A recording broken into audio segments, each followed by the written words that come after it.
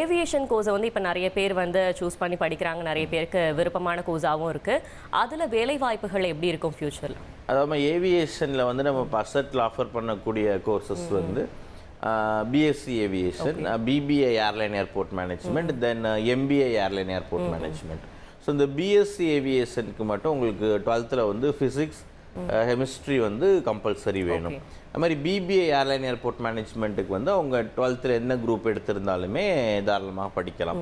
So like that வந்து உங்களுக்கு இப்போ எம்பிஏ ஏர்லைன் ஏர்போர்ட் மேனேஜ்மெண்ட்டுமே எனி டிகிரி முடிச்சிருக்கக்கூடிய மாணவர்கள், ஒரு BTech, BE, BCom, BA any degree முடிச்சிருக்கக்கூடிய மாணவர்கள் வந்து படிக்கலாம். இப்போ இந்த ஏவியேஷன் அப்படிங்கிறதுல வந்து உங்களுக்கு வேலை வாய்ப்புகள் எப்படி சார் இருக்குது அப்படின்னு கேட்டிங்கன்னா, அதாவது உங்களுக்கு ஒரு ஏவியேஷன் அப்படிங்கிறது எப்போதுமே வந்து ஒரு குளோபல் லெவலில் வந்து ஜாப் ஆப்பர்ச்சுனிட்டிஸ் இருக்கக்கூடிய ஒரு துறைகள். அதாவது நாட் ஓன்லி இன் ஒரு இந்தியாவில் மட்டுமே நம்ம வேலை வாய்ப்புகளை வந்து எதிர்பார்க்குற மாதிரி இல்லாமல் ஒரு குளோபல் அதர் கண்ட்ரீஸ்லேயுமே நம்ம வந்து வேலை வாய்ப்புகளை பெறக்கூடிய ஒரு முக்கியமான ஒரு துறை. ஒன் மோர் திங் வந்து ஒரு அதிகமாக டெவலப் ஆகிட்டு இருக்கக்கூடிய ஒரு துறையும் கூட. இப்போ வந்து உங்களுக்கு நேஷ்னல் ஏர்போர்ட்ஸ் எல்லாமே இன்டர்நேஷ்னல் ஏர்போர்ட்ஸாக மாறுது. அது மாதிரி இன்டர்நேஷ்னல் ஏர்போர்ட்ஸ் எல்லாமே வந்து இன்னும் எக்ஸ்டென்ஷன் பண்ணுறாங்க. அது மாதிரி நியூ ஏர்போர்ட்ஸ் வந்து உங்களுக்கு அதிகமாகிட்டு இருக்கு. அதாவது இயர் பை இயர் வந்து அந்த ஏர்போர்ட்டில் ட்ராவல் பண்ணக்கூடியவங்க பேசஞ்சர்ஸோட எண்ணிக்கை வந்து அதிகமாகிட்டு இருக்கு. அதே மாதிரி அங்கே ஹேண்டில் பண்ணக்கூடிய ஏர் கார்கோஸ், ஸோ அதோடைய பர்சன்டேஜுமே வந்து இன்க்ரீஸ் ஆகிட்டு இருக்கிறதுனால இதுக்கு வந்து வேலை வாய்ப்புகளுங்கிறது நிறைய உருவாகிட்டு இருக்கு. அதே மாதிரி ஏர்போர்ட்டில் பார்த்தீங்கன்னா உங்களுக்கு மோதன் ஒரு 40-45 டிபார்ட்மெண்ட்ஸ் இருக்குது. ஒரு பேசிக் செக்யூரிட்டிலேருந்து ஸ்டார்ட் பண்ணோம் அப்படின்னா உங்களுக்கு load and trim, ramp service, then cabin crew, air hostess, so இந்த மாதிரி டிஃப்ரெண்ட் டைப்ஸ் ஆஃப் டிபார்ட்மெண்ட் வந்து உள்ளே இருக்குது. ஸோ அதில் எல்லாத்துலேயுமே அதே மாதிரி உங்களுக்கு ஏர்க்ராஃப்ட் மெயின்டெனன்ஸ் அப்படிங்கிறதுமே ஒரு பெரிய ஏரியா. ஏஎம்இ அப்படிங்கிறது இது 3 தான் நம்ம பிரிக்கலாம். ஒன்று வந்து மேனேஜ்மெண்ட், சயின்ஸ், தென் டெக்னாலஜி. ஸோ இந்த கேட்டகரியில் எல்லாமே உங்களுக்கு வந்து வேலை வாய்ப்புகள் வந்து உருவாகிட்டு இருக்குது. இப்போ ரீசெண்டாக கூட நம்ம அசட்டில் இந்த இயர் டிகிரி முடித்த மாணவர்களே, இப்போ கரண்ட்டாக பிபிஏ முடித்த ஃபைனல் இயர் ஸ்டூடெண்ட்ஸே வந்து ஒரு முன்னணி பிரபலமான ஒரு ஏர்லைன்ஸ் கம்பெனியில் வந்து இன்டர்வியூ அட்டன் பண்ணி நிறைய மாணவர்கள் செலக்ட் ஆகியிருக்காங்க. ஸோ அந்த மாதிரி வாய்ப்புகள் வந்து அதிகமாக. ஓகே சார், இந்த காமர்ஸ் அண்ட் ஆர்ட்ஸ் படித்த ஸ்டூடெண்ட்ஸ்க்கு ப்ரொஃபஷனல் கோர்சஸ் என்ன ப்ரொவைட் பண்ணுறீங்க சார்? அதாவது உங்களுக்கு எப்போதுமே வந்து இந்த குரூப்பை பொறுத்தளவு அவங்க என்ன ப்ளஸ் டூவில் குரூப்போ அந்த குரூப்பை பேஸ் பண்ணியே வந்து அவங்க டிகிரி சூஸ் பண்ணுறதை நம்மளால் பார்க்க முடியும். ஸோ உதாரணத்துக்கு வந்து அவங்க கம்ப்யூட்டர் சயின்ஸ் குரூப்பாக இருந்தாங்கன்னா ஒன்லி கம்ப்யூட்டர் சயின்ஸ் பேஸ்டு கோர்ஸாகவே அவங்க பார்ப்பாங்க. ஒரு BSc computer science, BSc IT, BCA இந்த மாதிரியே பார்ப்பாங்க. அதே மாதிரி நீங்கள் காமர்ஸ் குரூப் ஸ்டூடெண்ட்ஸ்னால குட் கொஸ்டின் என்னென்னா, அவங்களுக்கு என்ன ஒரு கான்செப்ட் இருக்குன்னு நம்மளால் வந்து ஒரு ஜென்ரல் பிகாம், பிஏ இந்த மாதிரி ஒரு கோர்ஸ், காமன் ஜென்ரல் கோர்ஸ் தான் பண்ண முடியும், நம்மளால் வந்து ஒரு ப்ரொஃபஷ்னல் கோர்ஸ் பண்ண முடியாது அப்படிங்கிற ஒரு தாட் இருக்கும் எப்போதுமே. பட் வந்து ஸ்டூடெண்ட்ஸை பொறுத்தளவு வந்து எனக்கு உடனே வேலை வேணும், முடித்த உடனே எனக்கு வந்து சேலரி க்ரோத் நல்லா இருக்கணும், ஒரு ஃபியூ இயர்ஸ்லேயே ஒரு 2 to 3 years எக்ஸ்பீரியன்ஸ்லேயே நான் ஒரு 60,000-70,000 ஒரு 1,00,000 சம்பளம் வாங்கணும் அப்படிங்கிறது எல்லாமே ஆசைப்படுறது ஒரு விஷயம். அதுக்கு வாய்ப்புகளும் அதிகமாக இருக்கு. பட் அதுக்கு வந்து நம்ம ஒரு சில ப்ரொஃபஷ்னல் கோர்சஸ் அந்த மாதிரி எடுத்து சூஸ் பண்ணி படித்தாங்கன்னா எப்போதுமே வேல்யூ அதிகம். ஸோ அவங்க படிக்கும் போதே வந்து நான் என்ன ஜாபுக்காக படிக்கிறேன், இதை முடித்தேன் அப்படின்னா எனக்கு இங்கெல்லாம் வேலை கிடைக்கும், இந்த கோர்ஸ் கம்ப்ளீட் பண்ணால் எனக்கு இங்கெல்லாம் வேலை கிடைக்கும் அப்படின்னே அவங்க தெரிஞ்சு படிக்கிறது.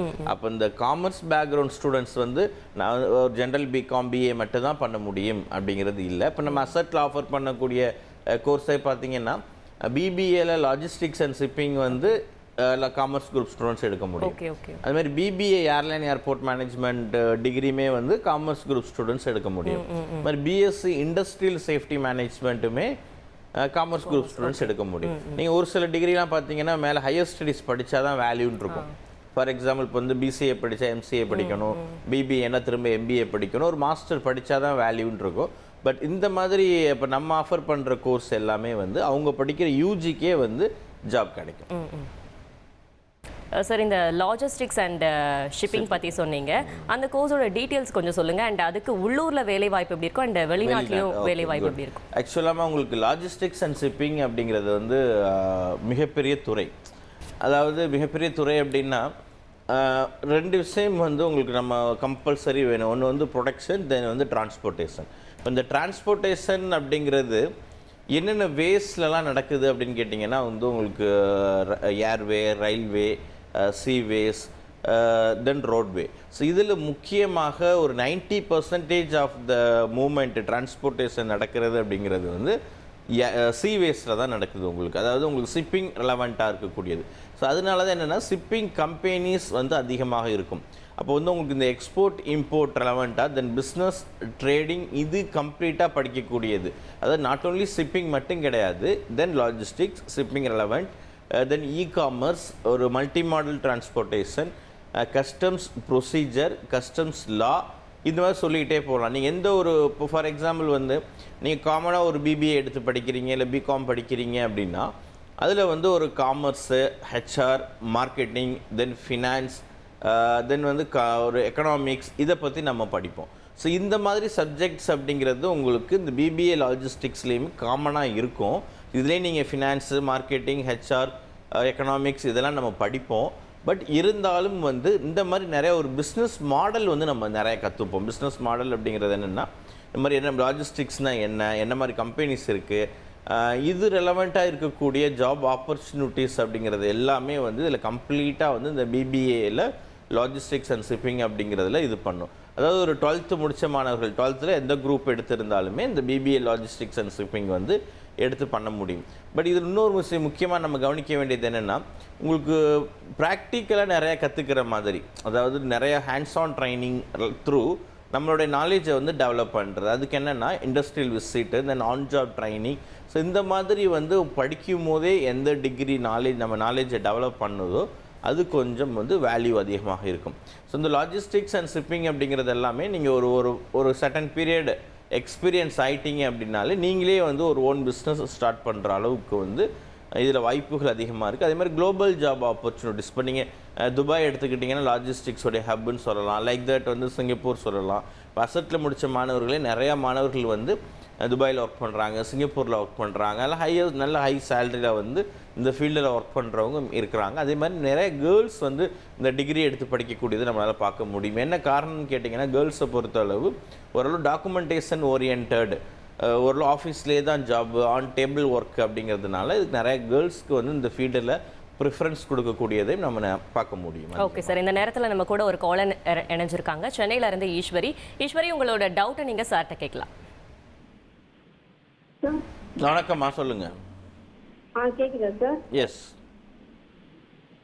ஒன்றும் இல்லை சார், பையன் பிகாம் எடுக்கலான்ட்டு அக்கௌண்டிங் அண்ட் ஃபினான்ஸ் எடுக்கலான்னு இருக்கிறான் சார். ஓகே.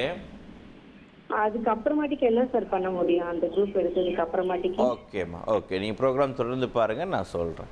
அதாவது உங்களுக்கு இதை தான் நம்ம கொஞ்சம் முன்னாடி பேசிகிட்டு இருந்தோம். எப்படின்னு கேட்டிங்கன்னா, உங்களுக்கு ஒரு அக்கௌண்டிங் ஃபினான்ஸ் அப்படிங்கிறது, அதாவது அந்த பிகாம் அக்கௌண்டிங் ஃபினான்ஸில் கம்ப்ளீட்டாக பார்த்தீங்கன்னா அக்கௌண்ட்ஸ் மேனேஜ்மெண்ட், ஃபினான்சியல் மேனேஜ்மெண்ட், இது எக்கனாமிக்ஸ், இது ரெலவெண்ட்டாக படிப்பாங்க. இதுதான் நம்ம என்ன சொன்னோம்னா, ஓரளவு வந்து ஒரு நாலேஜ் டெவலப்மெண்ட், ஒரு ஸ்கில் டெவலப்மெண்ட் அப்படிங்கிறது ஒரு பர்டிகுலர் ஃபீல்டு. இது வந்து காமன் ஜென்ரலாக இருக்கும் உங்களுக்கு. ஒரு அக்கௌண்ட்ஸு, ஃபினான்ஸ், மார்க்கெட்டிங் அப்படிங்கிறது நீங்கள் எந்த ஃபீல்டு எடுத்தாலுமே அது அப்ளிகேபிள். அது அந்த மாதிரி ஒரு செக்டார் வந்து இருக்கும் உங்களுக்கு. ஃபர்தராக வந்து பிகாம் ஒரு அக்கௌண்டிங் ஃபினான்ஸ் முடித்தாலுமே நீங்கள் வந்து ஒரு அந்த யூஜி மட்டுமே அவருக்கு வந்து போதாதாக இருக்கும்.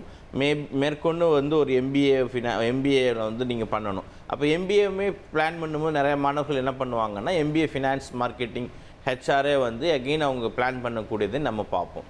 பட் அதை கம்பேரிட்டிவ்லி நீங்கள் அது மாதிரி பார்க்குறதுக்கு இந்த மாதிரி பிபிஏலேயே ஒரு டிஃப்ரெண்ட் லாஜிஸ்டிக்ஸ் அண்ட் ஷிப்பிங் எடுத்து பண்ணலாம். இல்லை பிகாம் தான் வேணும் அப்படின்னா அதில் ஸ்பெஷலைஸ்டு பேங்கிங் ஃபினான்ஸ் ஒரு கோர்ஸ் இருக்குது.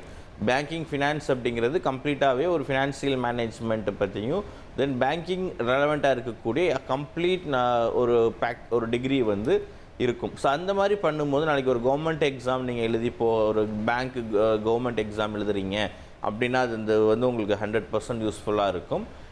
இன்னொரு விஷயம் வந்து உங்களுக்கு இப்போ இந்த லாஜிஸ்டிக்ஸ் எல்லாம் பார்த்தீங்கன்னா சென்னையிலே வந்து மோர் தென் ஒரு 6000 கம்பெனிஸ் மேலே இருக்குது. இன்னமும் வந்து அதிகமாக டெவலப் ஆகிட்டு இருக்கக்கூடிய ஒரு செக்டர். அதாவது எவ்ரி பட்ஜெட்டில் வந்து உங்களுக்கு ஸ்டேட் கவர்மெண்ட்டாக இருக்கட்டும், சென்ட்ரல் கவர்மெண்ட்டாக இருக்கட்டும், அதிகமாக ஒரு பட்ஜெட்டில் வந்து அலோகேட் பண்ணக்கூடிய ஒரு ஏரியாங்கிறது நிறையா ஏரியாவுக்கு பண்ணுறதுல இன்னொரு முக்கியமான ஏரியாங்கிறது உங்களுக்கு லாஜிஸ்டிக்ஸ் பார்த்தீங்கன்னா உங்களுக்கு நிறையா அதோடைய டெவலப்மெண்ட், அதோடைய இன்ஃப்ராஸ்ட்ரக்சர் டெவலப்மெண்ட்டுக்கும் வந்து அதிகமாக பட்ஜெட்டில் முக்கியத்துவம் தரதை வந்து நம்மளால் பார்க்க முடியும். ஸோ இந்த மாதிரி கோர்ஸ் நீங்கள் பிளான் பண்ணும்போது வந்து உங்களுக்கு இன்னும் கொஞ்சம் வேல்யூ அதிகமாக இருக்கும். செய்திகளை உடனுக்குடன் தெரிந்து கொள்ள உடனே சப்ஸ்கிரைப் பண்ணுங்க.